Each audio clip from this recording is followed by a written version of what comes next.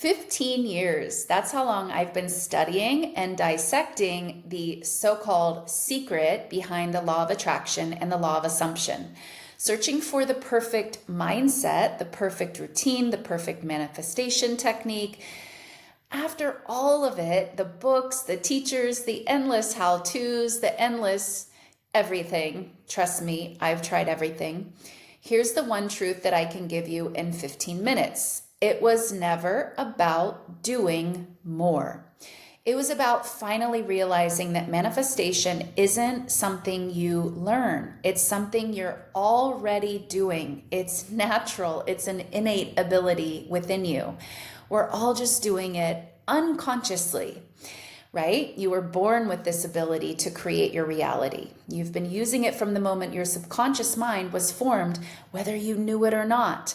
And if you, like me, have tried every law of attraction trick under the sun, and you're still wondering, why isn't this working for me? Again, consciously, this video is going to change how you see everything. So stay tuned. And if you're new here, hello, I am your Muse Traci. On this channel, I help you stop chasing what you want and start becoming the version of you who already has it.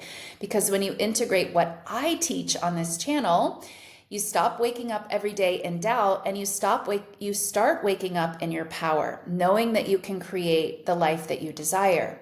You're not waiting for the life you want to show up. It's waiting for you to claim it.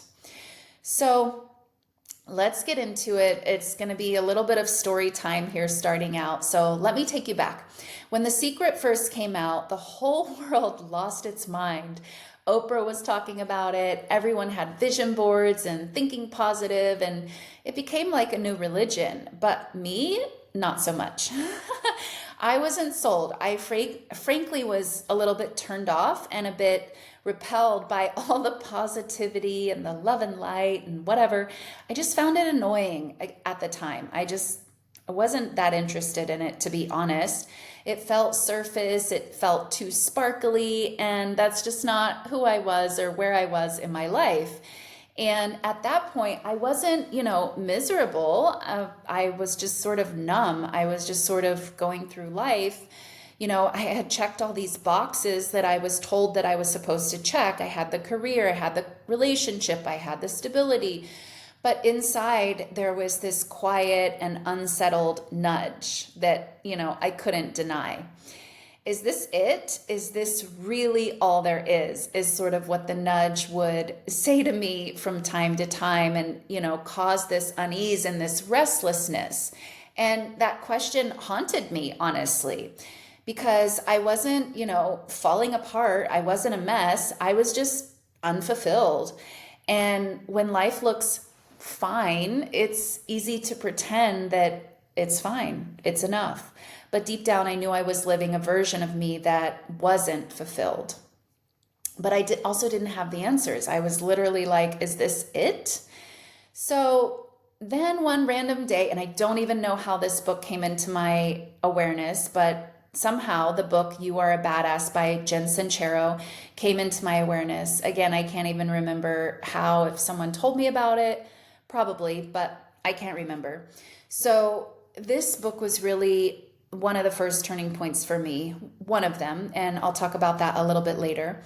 But this book was one of my first real ahas, and the author is this ex-punk rock chick who had a bit of a potty mouth, and she's quite hilarious in her writing style. And at the same time of all of that I could stomach, I could get my head around all of that. She had a real solid message. She had a message that resonated with me. And, the book had attitude, it had humor, it kept me engaged. But again, it was like a really good message too, a really empowering message. It didn't tell me to sit in lotus and chant my way into joy. It just told me to wake up, stop settling, and remember who I am, the truth of my potential, essentially. And it gave me permission to want more, and not from ego, but from truth. And for the first time that I could hear someone saying that, I could hear this punk rock chick, because she wasn't like all love and light, and I didn't find her annoying. So, I gave it a shot. So the message in that book was a lot about you are powerful, act like it. And that was enough it was enough of a crack in to allow me to dive into all of this. And that's when I started asking real questions about how do I get what I want? What, why do I believe that I can't actually? These are some of the questions that I started to ask. And after that, I became obsessed. From Jen, after I finished the book, she only had one book at that time. So after I finished the book, I went to her website. I think it may have even referenced her website in the book and mentioned to go there for more resources. So I went to her resource list on her website, and that's where I found Abraham Hicks. And that was my introduction into vibration and alignment. And it wasn't about forcing anymore. It was about feeling. And it was a lot about taking ownership of my feelings, which was huge for me. That's a topic for another video, but I'll just say that was a huge piece that I really needed. And it was a very big shift. Again, I could go deep into that subject, but it was a huge shift for me and critical in so many ways. And so, Abraham, some of their messages, you don't create by effort, you create by your emotions. And something about that made sense to me.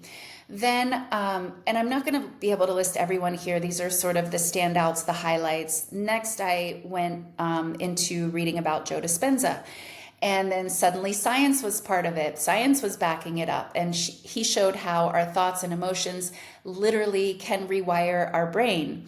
And that our subconscious programs are like playlists running our lives and creating on autopilot.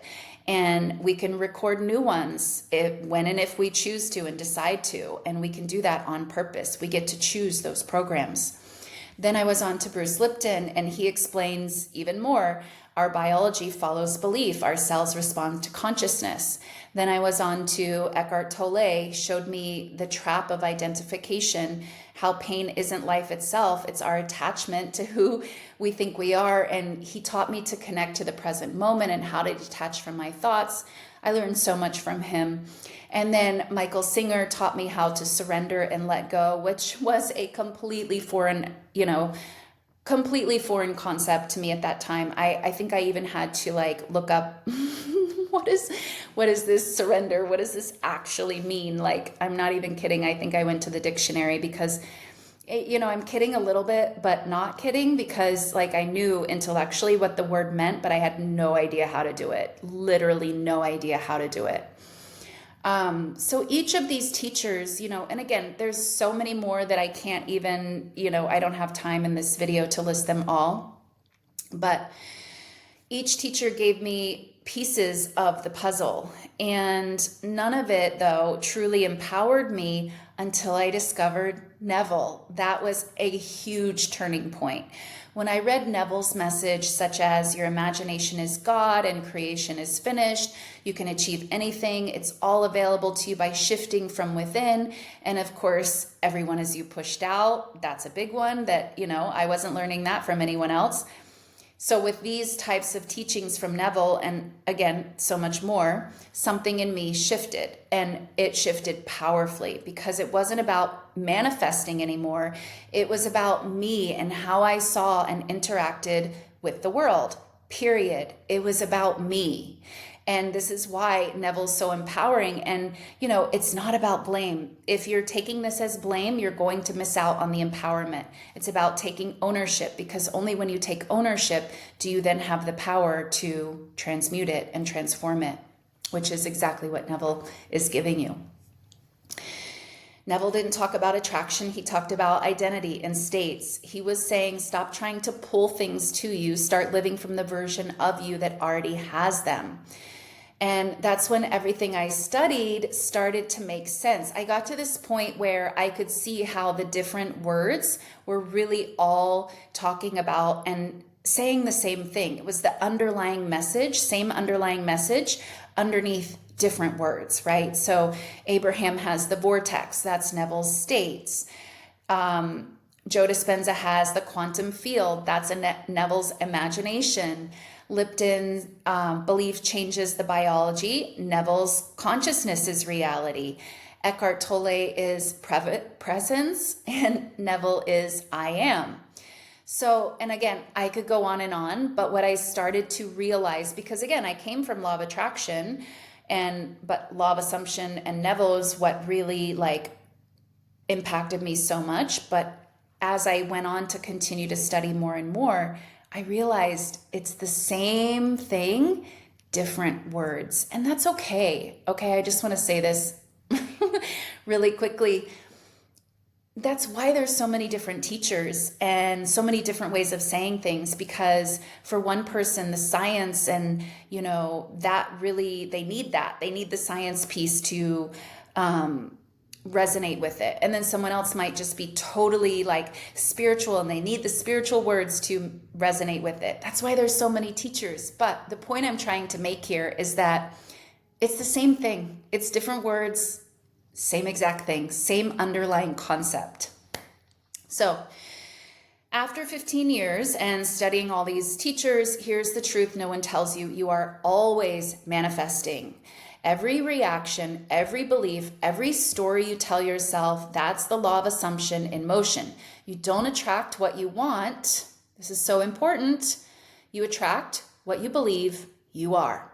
You don't align with your desires by repeating affirmations vainly, trying to make something out there happen. And I'm having a little giggle. I'm not giggling at anyone. I'm having a giggle because I did this too. I wanted it to work this way because I didn't want to look at myself. I didn't want to look and see what was going on there. I mean, I didn't know what I didn't know, but I just was uninterested. I just wanted my stuff. So trust me, I spent a lot of time trying this vain repetition of affirmations and, yeah, I'm all good. And, this isn't about pointing fingers. I'm trying to relate that I've been here, but this just isn't how you get it. This isn't how you do it. So learn from me, learn from my mistakes, learn from my wasted time so that you don't have to waste your time. You align by embodying the version of you that already lives that reality, and you don't get there through vain repetition and affirmations. That might be a tool that helps every now and then, but it's not the full story. So when I stopped trying to get, my stuff that I really wanted and started being and started looking at, what am I looking for that thing to fulfill in me? That's when everything shifted, right? Because again, you don't get what you want. You get who you're being. You get who you believe yourself to be. So the love that I thought I had to chase showed up when I stopped begging for crumbs and accepting crumbs. The opportunities came when I stopped proving I was ready. The peace I thought I had to earn, it was there the whole time under all the layers and the false beliefs about myself. And that's the real work. It's not about adding more, actually. It's about peeling back the false layers that you were taught before you ever knew that you had a choice. It's about peeling back the conditioning that you were subjected to and what you were taught that you are, the false narrative that you were taught about yourself that was never true to begin with and never belonged to you to begin with. And, this doing trap that keeps most people stuck, most people never see the results because they stay stuck in this doing. I need another technique. Tell me what to affirm. And they don't want to look within and do the work to understand themselves and honestly accept who they now currently are. Because I don't care where you are, who you now currently are is perfectly beautiful and perfectly lovable and perfectly acceptable. Period. I don't care who you are, where you are, what you have, what you've achieved. It's unconditional. You get unconditional acceptance. So they don't want to look within and understand themselves. And if reality is your mirror, and if you want to master creating your reality, how do you think you get there? You master it by mastering yourself. And how can you master something that you don't understand? You can't. So instead of trying to keep fixing the 3D, you want to shift into who you're being, right? The 3D is going to take care of itself. All the evidence of the state that you're shifting into will be there, as Neville says. 3D is going to take care of itself. So we want to stop trying to fix the 3D reality. Stop trying to affirm from lack. We're not visualizing from fear. We're not meditating to escape the emotions and, just shift out of them because we think negative emotions are bad. No, none of that. It's about manifesting from who you're now choosing to be. Manifestation doesn't respond to your efforting. It responds to your state and your chosen assumption. You can say, I'm confident 100 times, but if deep down you feel unworthy, that is what you create from. And it's not to punish you, really. It's to show you what you're holding within. This is the piece that I wish so many people could really understand. All the stumbles, all the struggles, the pain, it is all for you to see a piece of yourself that isn't serving you and is creating your reality. I know it doesn't always feel like it, and I know we don't like to feel this pain, but if we can learn to just see it a little bit differently from this point of view, it changes everything. So Neville said, change your conception of yourself and you will automatically change the world in which you live. I love that quote. And that's not philosophy, that's the mechanics of reality. When your self-image changes, the world has to arrange to match it. So after 15 years of studying so many teachers, and again, there were many more, and here's the big reveal. First of all, law of attraction, law of assumption, same thing as I've already said. They just use different words to describe the same phenomenon. Consciousness creates. Your consciousness creates. The law of attraction focuses on the pull. Law of assumption focuses on the identity. They're essentially saying the exact same thing. And I see them that way as well. So both, the point up here is that both start and end with you. You're not attracting anything new. You're tuning to what's already here by deciding who you now are. Once you get that, manifestation stops feeling like work and starts feeling like you're choosing. So if you've been trying to get it right and you feel like you're missing some secret code, I want you to know you're not missing anything. You're always manifesting perfectly every moment. Can't actually be bad at manifesting. You can be bad at manifesting consciously. You can be bad at manifesting what you desire, which is exactly the work I do with my one-on-one clients. You just didn't know you were the one writing the script. You just don't need to become magnetic. You already are. You just need to hone the skills of choosing and then tuning to the frequency you desire to experience. So if you're ready to take this deeper, to reprogram the subconscious patterns that have been running your life on autopilot, I invite you to check out my 1-month transformational coaching program. It's where we do this deep identity work, this permanent shifting. It is a permanent shift, by the way, so you can finally wake up feeling certain, powerful, and free. Because the truth is, you've always been free. You've always been the operant power. Anything other than freedom is an illusion. You just forgot how easy it is when you stop trying so hard. This isn't about trying harder. Thank you all so much for watching, and I will see you in the next video.